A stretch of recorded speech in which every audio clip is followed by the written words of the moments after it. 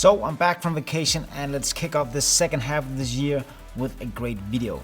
Yes, we're talking Weebill 2 versus the Weebill S.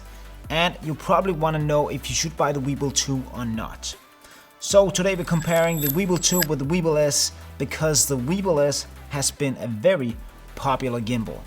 But the question is, should you upgrade to the Weebill 2 if you already have the Weebill S? And if this is your first gimbal, which one of these two gimbals should you go out and buy? I could do a full side-by-side comparison with all the specs, showing you the ups and downs of both gimbals, but you will find most of these details about these two gimbals on my channel. So in this gimbal comparison, I want to focus on the more important aspects and dive a bit more into the backstory of the Weebill. And if you don't know anything about me, I have a long history of working with gimbals and my channel is packed with amazing gimbal videos and tutorials. So when I first heard about the Weebill, I thought that the name was a bit weird. But it turns out that there's a really good backstory to why Zhiyun chose this name in the first place. Because you're probably familiar with the Weebill design and how compact this little gimbal is. And this is what defines the Weebill gimbals, because they are small, compact, but still very powerful, especially the Weebill S. And this is why they call it the Weebill, because the Weebill is actually a very small Australian bird that should have a lot of strength considering its small size of only 8 to 9 centimeters in total. So if we take a look at the Weebill 2, it has now grown in size, and if you ask me, I don't think that the Weebill 2 fits in to that original Weebill story of being small and compact. As I see it, the Weebill 2 is now a regular size gimbal with a lot of power, but this doesn't mean that it's a bad gimbal, it's just not a small gimbal anymore as the Weebill S is. But one of the more important factors is production and creating content, because a gimbal is a production tool and it helps create better videos and stories.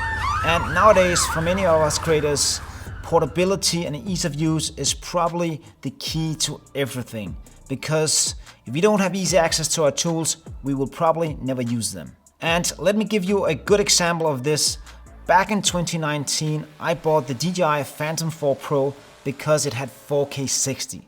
At that time, I already had the Mavic Pro, but I thought that with the Phantom, I would get better footage and that I would look like some of the bigger pros. But the reality was that for me to use that gimbal, I had to bring a separate bag for it. It was more noisy, it had heavier batteries, and I needed an external monitor to go on there. And at the end of the day, I didn't get better footage and I really didn't use that 4K 60 that much.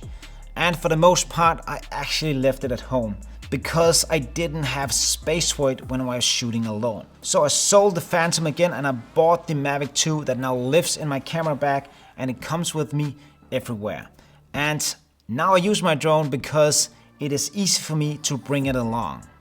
And the important takeaway here is that being able to pack our gimbal down in our backpack is often more important than some of these specs and how stable these gimbals are, because all gimbals nowadays are stable and with the correct techniques you will get great footage out of any gimbal.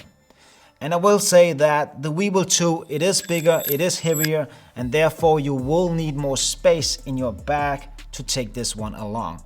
But it's not too big and for the most part it will fit into a backpack. And to reference what I said before, there's never been a moment where I would leave the Weebill S at home because it would take up too much space in my bag or that I feel would be too heavy for me to bring along. And this is where I really feel that the Weebill S shines over the Weebill 2, because this means that we will use our gimbals. So I know that you want to see sample footage from these two gimbals, but I think that we should take a look at the first footage that I shot on both of these gimbals. So the Weebill S footage is shot in 2019 and the Weebill 2 is shot in 2021.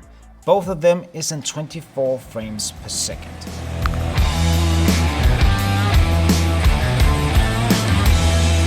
This is the test shot from the Weebill 2, and all of these shot is of course in 24 frames per second.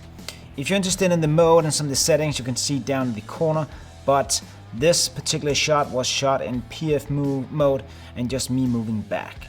But if you take a look at the Weebill S, this is shot in 2019. I'm just following Oliver here, and here I'm just pulling back. But can you actually see the difference between this and the Weebill 2 footage? Let me know in the comments down below.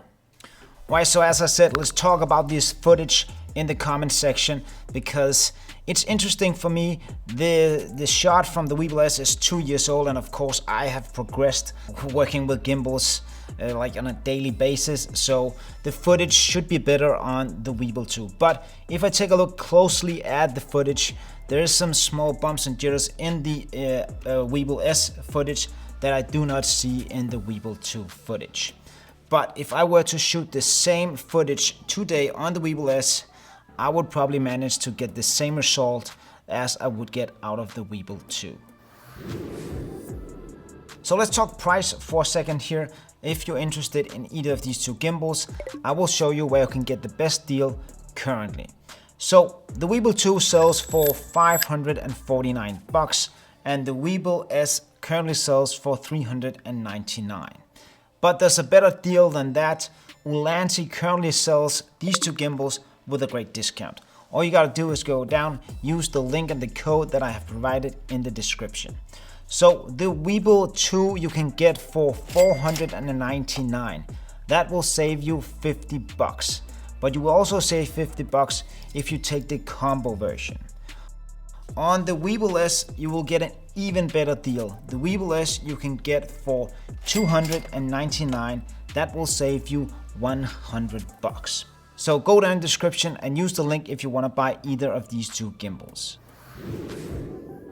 Let's just compare some of the good and bad things of these two gimbals and the difference between them. So let's start with the Weebill 2, which is the newer gimbal.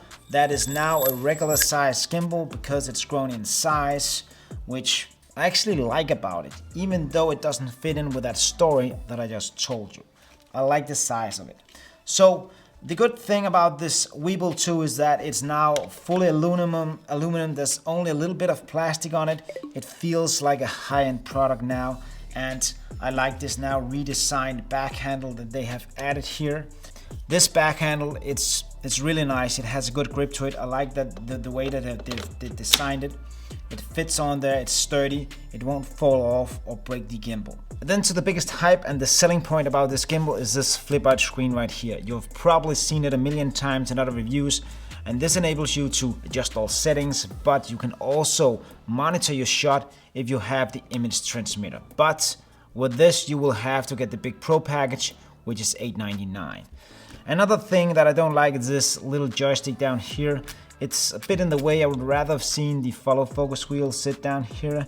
Now it's an internal battery. You have to charge it directly from the gimbal. That's some of the things that I don't like. Then they have added this normal base plate without any quick release plate, which I really like. So now I can just add my own quick release plate from Ulanzi, which I use for all of my gear. They've updated the locks.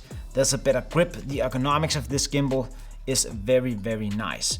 So all in all, it's a good gimbal, but there's of course always things that I would like to change on any gimbal. So when we talk Weebill S, the first thing that always shines on this is how small and compact this gimbal is. But as you can hear, it's a bit rattly, and that's because the locks doesn't fully lock in there, so it feels a bit plasticky when you walk around with it.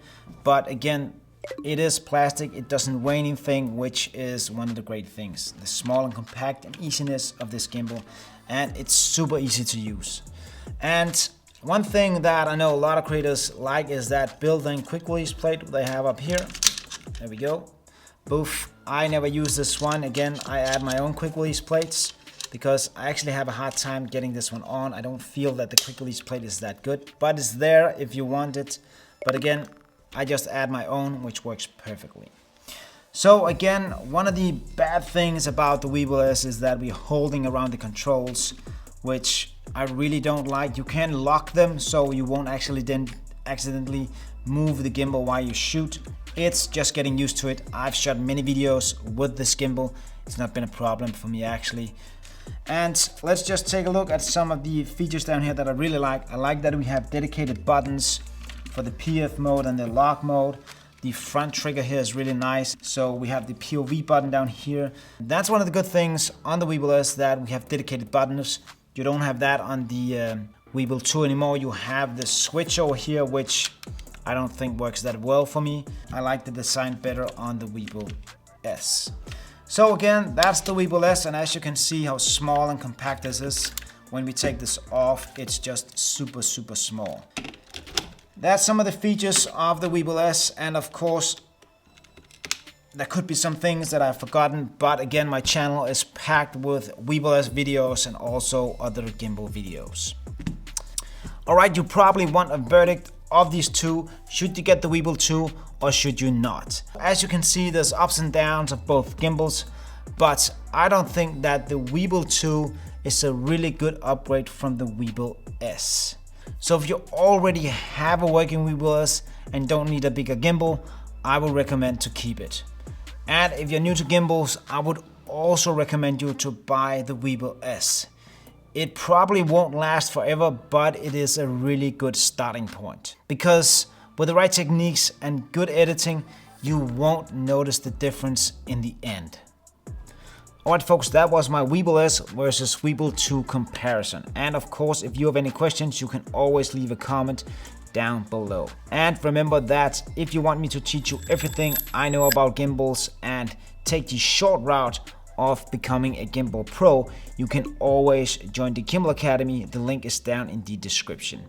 And in the meantime, go watch this video because it will teach you a lot about gimbals.